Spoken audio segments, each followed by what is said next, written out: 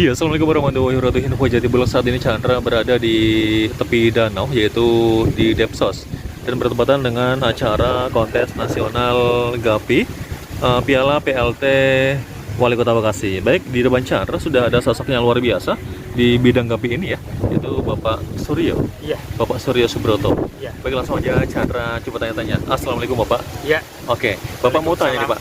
Ini Bapak saya lihat ya, wajahnya sangat fit sekali Pak ya, atau bisa dikatakan sangat sehat sekali Pak.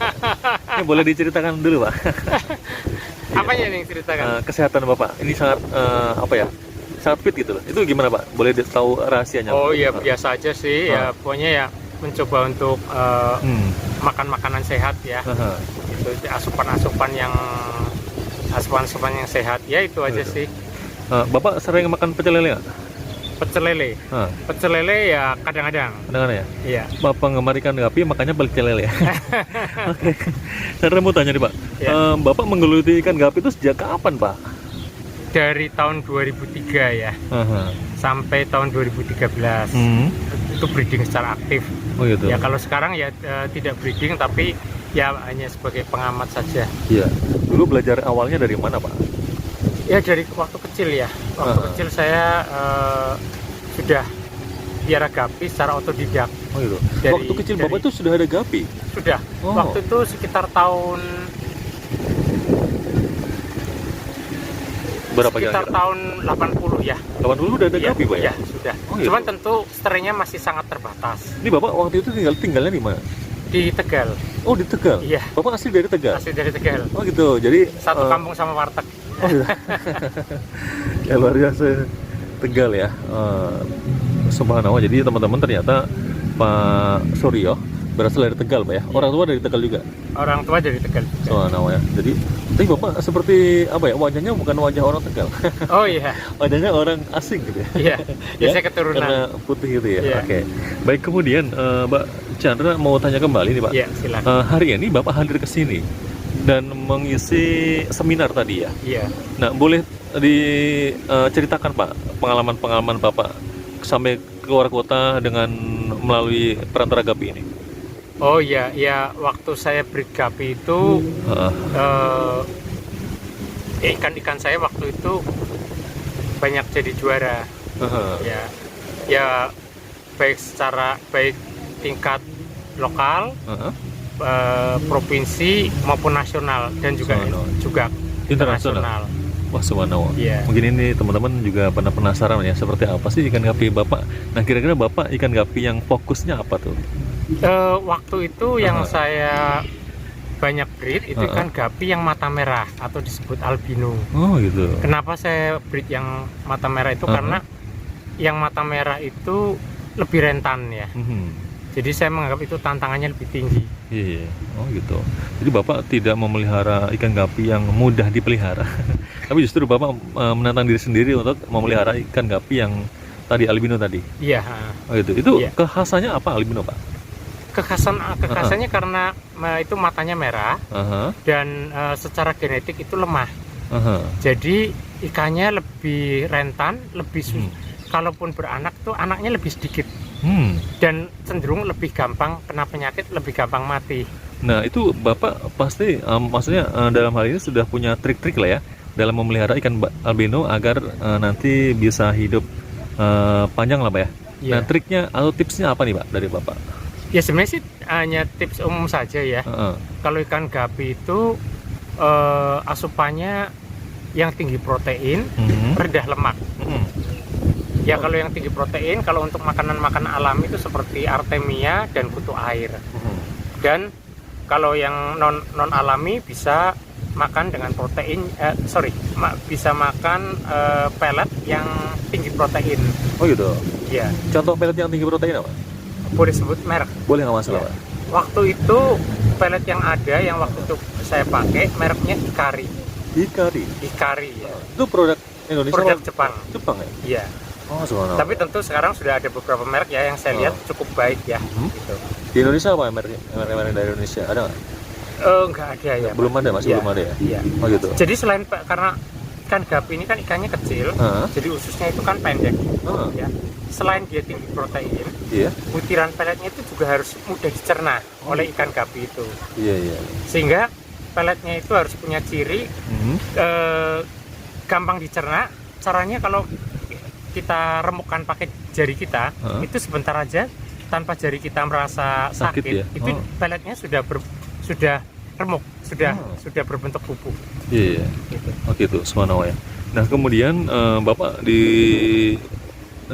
sekarang tinggal di Bekasi berarti ya? Tinggal Bekasi. Oke. Nah, kemudian di Bekasi ini di tetangga-tetangga Bapak ada komunitas atau apa? Ada? Yang gapi ya, yang di sekitar saya ada komunitas ya. Gitu. Di sekitar perumahan saya ada komunitas. Bapak membimbing mereka juga apa gimana? Ya, saya sering diminta saran, ya saya berikan saran. Ya sharing lah. Gitu. Oke. Nah, kemudian Bapak dari gapi ini Bapak pernah ke luar negeri nggak? Atau mungkin pernah mengisi atau mungkin berkunjung ke negara mana itu pernah? Atau lomba mengikuti lomba di mana? Ya, lomba terakhir itu waktu itu di Aquarama Singapura waktu itu. Singapura ya? Iya. Berarti Bapak ke Singapura di pesawat membawa ikan gapi itu? Saya nitip teman saya. Gitu. Yang dia memang punya lisensi ya untuk membawa ikan. Gitu ya. Iya, karena waktu itu juga transportasi belum semudah seperti sekarang. Masih banyak aturan-aturan waktu itu yang lebih rumit ya dibanding sekarang. Kalau sekarang kan apa-apa sudah serba online, sudah lebih mudah. Gitu. Nah, Pak, ini kan mungkin ada juga teman-teman gapi nih yang di tengah-tengah jalan dia kurang bersemangat, akhirnya mencari mencari pekerjaan lain ya, Pak. Nah, kira-kira motivasi Bapak apa nih untuk teman-teman gapi agar terus semangat dalam usaha ikan gapi ini? Oh iya, ya kalau teman-teman mungkin menemui kendala ya di ikan gapi ini ya coba tingkatkan kualitas hasil breedingnya. Gitu. Jadi jangan hanya mengejar kuantitas tapi juga mengejar kualitasnya. Karena segmen yang untuk gapi kualitas itu ada segmennya tersendiri. Dia sekali lagi lebih mengejar kualitas daripada kuantitas. Jadi yang ikan-ikan ini biasanya dijual per pasang dengan harga yang cukup lumayan. Berarti per pasang ya kalau misalnya orang-orang jual biasanya, Pak ya? Iya, kalau yang harga murah itu kan dia borongan. Gitu. Sekian mungkin 500 atau 1000 ekor gitu. Ya, beli anakannya aja deh gitu. Iya. Gitu. Pak, mau tanya lagi, Pak. Ini Bapak aktivitas sehari-harinya selain bergelut di bidang usaha ikan gapi ini apa lagi nih, Pak? Ya, saya supplier bahan baku percetakan. Gitu. Soalnya itu ada kegiatan yang luar biasa juga ya, selain kesibukan Bapak berarti tiap hari banyak sekali Pak ya kesibukannya ya? Ya kalau untuk untuk semacam hobi lah itu ya? Untuk breedingnya ini sehari-harinya memang ditangani, ada orang saya untuk menangani untuk pekerjaan rutin ya, seperti misalkan ganti air, sifon gitu, tapi manajemen breedingnya tetap saya yang tangani ya. Oke, ada berapa akuarium di tempat Bapak? Ya, kayaknya sih 5, saya belum pernah saya hitung ya, tapi kalau akuarium yang ukuran sedang ya, itu yang lebih dari 50 cm, itu sih kasaran ada lebih dari 50. Wow, berarti di rumah Bapak penuh akuarium? Iya. Oh gitu ya, sebenarnya kalau misalkan ada base full AC, ini full akuarium. Iya. Sebenarnya ya Pak. Ini teman-teman gapi ada yang pernah berkunjung rumah Bapak nggak? Atau mungkin ada? Atau mungkin ada kelas-kelas apa gimana Pak? Ya ada yang berkunjung ke rumah saya. Oh gitu. Ya kalau mereka yang kemudian ada kenalan saya di Facebook atau di mana ya, mereka kadang-kadang kontak saya melalui Facebook. Oh gitu. Tapi berkunjung juga ada ya? Ya, berkunjung. Ini Bapak welcome nih kalau teman-teman ada yang mau berkunjung. Ya. Oh gitu ya. Welcome. Oke, Pak. Di ikan gapi ini Pak ya, mungkin ada sisi baiknya Pak ya, diantaranya ada kejujuran ya kan, sama komunitas atau sama teman sendiri, jujur, kemudian dia juga ada loyalitas dengan teman-teman, paling nggak di situ ada kebaikan-kebaikan Pak. Pak, kalau Bapak melihat sisi itu bagaimana Pak, sisi silaturahminya atau gimana Pak? Iya, akhir-akhir ini komunitas-komunitas itu bermunculan, ya, komunitas-komunitas itu bermunculan. Nah, dengan adanya komunitas-komunitas ini juga kita bisa sharing, baik itu sharing ilmu yang sudah didapat, karena ilmunya ini kan ilmu berdasarkan pengalaman ya, bukan dari bangku kuliah. Nah itu sharing ilmu yang sudah didapat. Kemudian kadang-kadang juga kita saling berbagi indukan, begitu dari komunitas-komunitas ini. Oh gitu. Berarti intinya itu dengan mengikuti komunitas GAPI ini ada manfaatnya Pak ya? Iya. Oh gitu. Iya. Pak, tadi kan saya lihat ya di kontes ini kan memang terjadi di dalamnya itu ada berbagai macam ekonomi yang hidup ya. Di antaranya tentang ikan tadi, kemudian pembuatan akuarium, pembuatan piala, ya, pembuatan kaos, dan juga mungkin berbagai macam lah. Ada sisi ekonomi di dalam situ Pak ya. Iya. Nah ini Bapak melihatnya gimana nih Pak? Dari sisi mananya? Maksudnya gini, ini kan selain mereka bergelut dengan ikan gapi nih, ketika ada sebuah kontes, paling nggak di situ ada hidup ekonomi yang lain. Iya. Sisi ekonomi yang lain. Ini gimana Pak menurut ini Bapak? Kan kontes ini kan merupakan puncak-puncak breeding. Tapi sebelum sampai ke kontes itu kan ada proses breeding. Nah di proses breeding ini sebenarnya yang banyak kegiatan-kegiatan ekonomi lain yang juga hidup lah paling hidup di situ.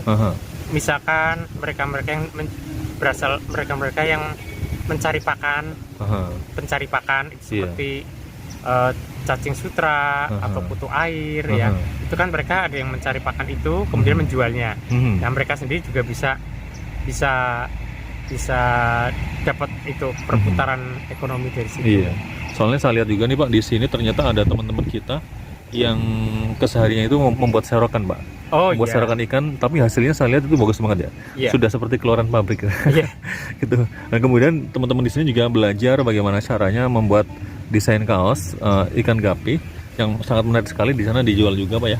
Itu keren banget. Kemudian banyak sekali hal yang menarik yang tidak di luar dugaan saya, di luar dugaan kita. Nah, oke Pak, harapan Bapak untuk pemerintah Indonesia seperti apa nih Pak? Tanggapi Pak. Ya lebih memperhatikan kebutuhan UMKM ini ya, termasuk peternak gapi ini ya. Karena kadang kita sudah berhasil breedingnya, tapi terkendala di pemasaran. Pemasaran itu bukan hanya karena masalah bagaimana menjualnya, tapi bagaimana distribusi ikan tersebut. Kadang-kadang kita berhasil menjual, tapi terkendala di distribusi ikan ini. Karena ini kan binatang hidup yang dimana regulasinya banyak. Iya, apalagi tidak boleh terlalu lama dalam pengiriman barang Pak. Maksimal itu berapa hari Pak? Dengan teknik-teknik tertentu sih bisa itu di dalam plastik itu sampai 7 hari. 7 hari bisa? Iya. Bahkan mungkin lebih. Kalau mengirim ke luar negeri itu berapa hari itu Pak? Itu biasanya sih saya rasa bisa lebih dari 7 hari ya. Oh gitu. Masih hidup Pak ya? Iya. Itu biasanya kalau kita mengirim ke luar negeri, dari luar negeri ada unboxing atau apa tuh Pak? Ada kiriman video unboxing atau mungkin ada berita? Tergantung dari perjanjian antara penjual dan pembeli ya. Kalau misalkan dari penjual dan pembeli ada jaminan namanya DOA, Date on Arrival. Jadi biasanya begitu itu diterima, kemudian di video, kalau ikannya mati, kemudian di video, bahwa ini loh ikannya mati dalam kondisi masih di plastik. Tertutup. Belum dibuka plastiknya. Ya tentu boxnya sudah dibuka ya, karena kan nggak supaya ikannya kelihatan, tapi masih di plastik. Jadi masih ikan di plastik itu kemudian di video dijadikan ini loh, bahwa ikannya ini ini ikannya diterima dalam keadaan mati. Nah itu berarti biasanya nanti dikembalikan ke berarti nanti ikutan perjanjiannya gimana lah gitu ya. Baik ada pembayaran atau tidak dan sebagainya ada nggak date on arrival-nya jaminan date on arrival. Ya Bapak, apa komentar Bapak tentang kontes pada hari ini di Bekasi ini? Ya kontes ini tentu bisa memacu juga teman-teman komunitas di Bekasi ini untuk lebih memacu teman-teman untuk menghasilkan ikan-ikan yang bisa lebih baik lagi.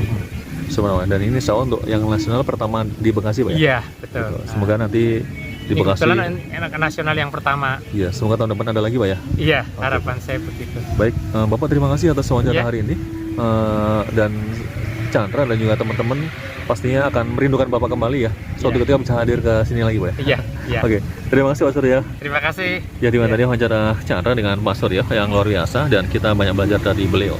Saya Chandra, Assalamualaikum warahmatullahi wabarakatuh.